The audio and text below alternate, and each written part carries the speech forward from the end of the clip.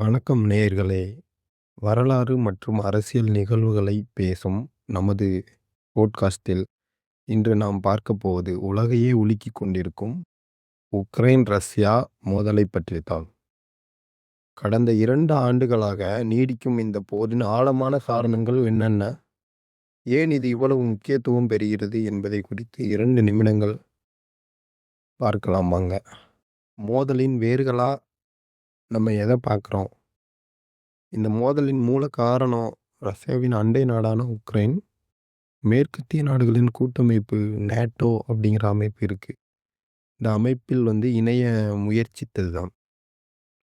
Ukraine நேட்டோவில் இணைந்தால் ரஷ்யாவுக்கு என்ன பிரச்சனை?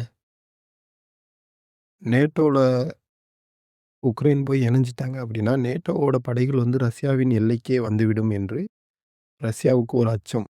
இது ரஷ்யாவோட தேசிய பாதுகாப்புக்கு பெரும் அச்சுறுத்தல் அப்படின்னு ரஷ்யா கருதுறாங்க.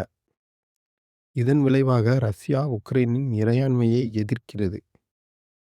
இப்போ ஒரு நாட்டோட இறையாண்மையை ஒரு அரசு எதிர்க்கு அப்படின்னா, அது கொஞ்சம் சிக்கலான விஷயம் தான். இப்போ 2014ல உக்ரைன் கிரிமியா அப்படின்னு பகுதி இருக்கு. இத ரஷ்யா ஒரு போர் புரிந்து தன்னோட இணைச்சுக்கிறாங்க.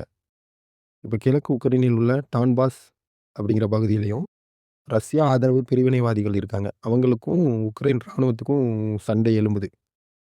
இப்படி சண்டை நடந்துகிட்டு இருக்க காலகட்டங்கள்ல ஒரு முழு அளவிலான போர் எப்போ அறிவிக்கப்படுதுன்னா, 2022 பிப்ரவரியில ரஷ்யா உக்ரைன் மீது ஒரு முழு அளவிலான படையெடுப்ப தொடங்குகிறது.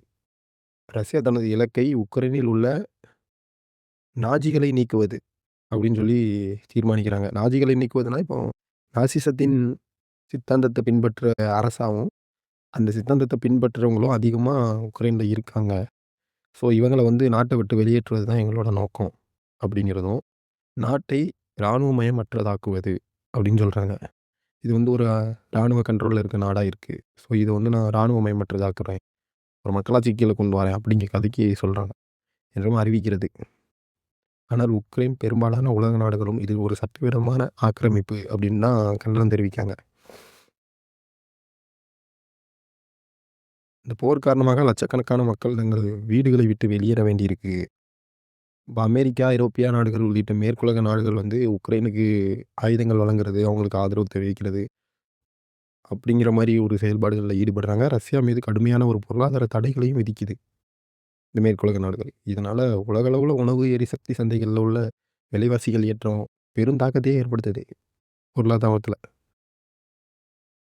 இப்ப இதுக்கு ரீசென்ட் அப்டேட் என்னன்னு பார்த்தீங்கன்னா, உக்ரைன் மீதான போர் ஐரோப்பாவின் ஒரு மிகப்பெரிய இராணுவ மோதலாக மாறிக்கிட்டு இருக்கு. ரஷ்யா இந்த போர நிறுத்துறதுக்கான ஒரு வாய்ப்பு அளிக்கிற மாரி தெரியல. இதன் முடிவு எப்படி இருக்கும் அப்படின்னு பொறுத்திருந்து நம்ம எதிர்காலத்த நோக்கும்போது, உலக நாடுகள் இடையேயான அதிகார சமநிலையை தீர்மானிக்கப்படும் என்ற ஒரு அரசியல் பார்வையாளர்கள் கருத்து சொல்றாங்க. இந்த மோதல் குறித்து அடுத்தடுத்த முக்கிய அப்டேட்டுகள் நம்ம சேனல்ல குடுத்துக்கிட்டே இருக்கலாம்னு முடிவு பண்ணியிருக்கோம். நீங்க எங்கள ஃபாலோ பண்ணி வச்சுக்கோங்க. சப்ஸ்கிரைப் பண்ணுங்க. இந்த வீடியோ பிடிச்சிருக்குன்னா, லைக் பண்ணிட்டு ஒரு ஷேர் பண்ணி விட்டுட்டு போங்க. உலக நாடுகள் இவ்வளோ மோதல்ல இருக்கிற சூழ்நிலையில நம்மளோட இந்திய நாடு ரொம்ப அமைதியான ஒரு நிலையில தான் போயிட்டுருக்கு. இந்த போர் நிறுத்தம் வருமா? இல்ல இது தொடர்ந்து இது ஒரு வேர்ல்டு வாரா மாறுமா? அப்படிங்கிறத நம்ம அடுத்தடுத்த அப்டேட்ல பார்ப்போம். நன்றி, வணக்கம்.